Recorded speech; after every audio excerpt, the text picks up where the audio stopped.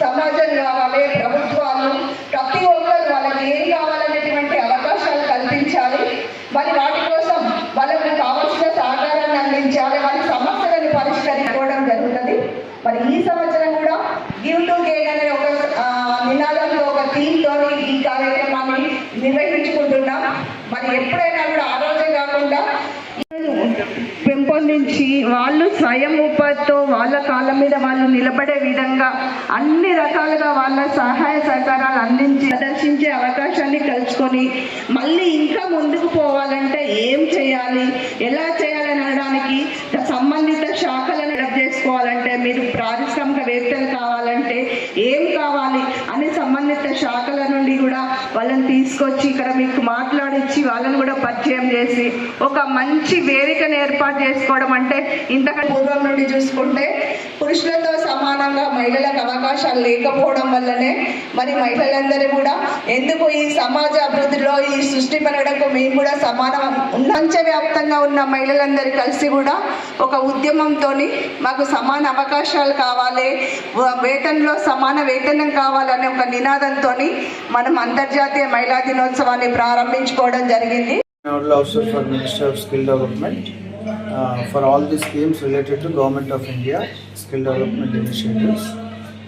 Under the one of the scheme JSS, which through JSS training centers, మేము school dropouts and after marriage అయిన వాళ్ళకి especially ladies ఉన్న urban ఏరియాలో ఉన్న వాళ్ళకి, రూరల్ ఉన్న ఏరియా వాళ్ళకి కావాల్సిన skills which they can start their own entrepreneurship దానికి తగ్గట్టుగా అండ్ ఇంకా వాళ్ళకుండే సమయంలో ఏమైనా జాబ్ ఆపర్చునిటీ వచ్చే వృత్తి విద్యా కోర్సుల మీద కూడా షార్ట్ టర్మ్ కోర్సులు జేఎస్ఎస్ ద్వారా ఇవ్వడం జరుగుతుంది.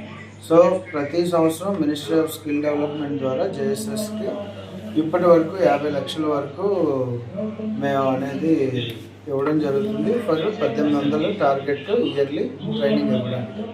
సో నెక్స్ట్ ఇయర్ నుంచి ఆ అమౌంట్ కొంచెం పెరిగే ఆనరబుల్ ప్రైమ్ మినిస్టర్ ద్వారా అప్రూవ్ అయింది. మేబీ 75 లక్షల నుంచి 1 కోటి వరకు పెరిగి స్ట్రెంగ్త్ కూడా అంటే ఇప్పటి వరకు 1800 మందికి ఇచ్చే ఈ ట్రైనింగ్ మేబీ అది 2000 నుంచి 3000 వరకు పెరిగి ఇంకా చాలామంది వరంగల్ ఆ చుట్టుపక్కల ఉన్న డిస్ట్రిక్ట్లో ఉన్న రూరల్ అర్బన్ ఏరియాస్లో ఉన్న ఆడవాళ్ళు,